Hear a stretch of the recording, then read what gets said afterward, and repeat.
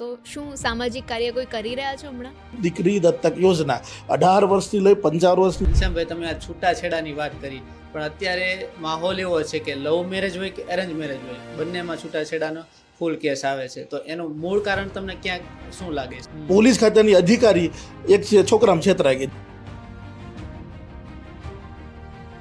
તમે હમણાં એક શબ્દ પ્રયોગ કર્યો, તમારી સંસ્થાને મંદિર કહ્યું. તો એ સંસ્થામાંથી મંદિર બનતા એ કેટલો સમય અને કેટલી મહેનત લાગી છે? કે અહીં પોતા 17 વર્ષ લાગી ગયા છે. દીકરીવાળા પર જ કેમ? તમને એમ કેમ ના થયું કે વૃદ્ધવાળા પર શિફ્ટ થઈએ અથવા તો પછી યુવાવાળા પર શિફ્ટ થઈએ? અમે વડીલોની યાત્રા લઈ જતા. યાત્રા નહીં, ઘનશ્યામભાઈ, આટલું મોટું ફાઉન્ડેશન ચલાવો છો, આટલી મોટી વ્યવસ્થા ચલાવો છો, તો એનું પહેલા ફંડિંગ કઈ રીતના આવતું ને હવે કઈ રીતના આવે? 24 કલાકમાં ગમે ત્યારે ગમે રીતે ફોન કરવાનો કે અમારે 1 રૂપિયાથી લઈ અને 1 કરોડ રૂપિયા ડોનેશન આપવું છે. તો કેવી રીતે છે? સામેથી એક જ જવાબ આવશે, એક જ સરખો બધાનો આવશે કે માફ કરજો, અમે ડોનેશન લેતા નથી, અમે તમને શું મદદરૂપ થઈ શકીએ.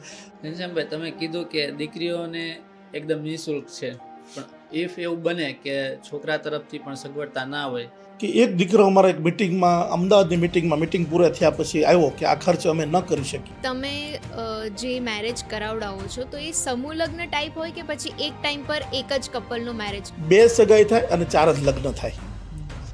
ઘનશ્યામભાઈ, આટલી મોટી સંસ્થા, આટલા બધા લોકો દિવસના આવે, સિસ્ટમ બહુ મોટું, મેનેજમેન્ટ બહુ મોટું, અને જોણ ગોઠવવાનું, બાયોડેટા જોવાનું, તો કેટલા લોકોની ટીમ છે, અને આ બધું ડિસાઇડ કોણ કરે? સૌથી પહેલાં તો ઓફિસ વિભાગની અંદર પોતપોતાની કેટેગરી છે, એટલે કે ફોન ઉપાડવાથી લઈને બાયોડેટાનું રજીસ્ટ્રેશન કરવું ત્યારથી લઈ. તમે આટલા બધા મેરેજીસ તો કરાવો છો, પણ આપણે હમણાં લોકો બધા એવું કહેતા હોય છે કે છોકરીઓની કમી છે, છોકરીઓ નથી મળતી જલ્દી છોકરાઓને, અથવા આપણે જોવા જઈએ ત્યારે 1 વર્ષ જોઈએ ત્યારે જઈને એક છોકરી મળે માંડ. તો તમે દર મહિને મેરેજીસ કરાવો છો, તો છોકરીઓ ક્યાંથી મળી રહી છે તમને?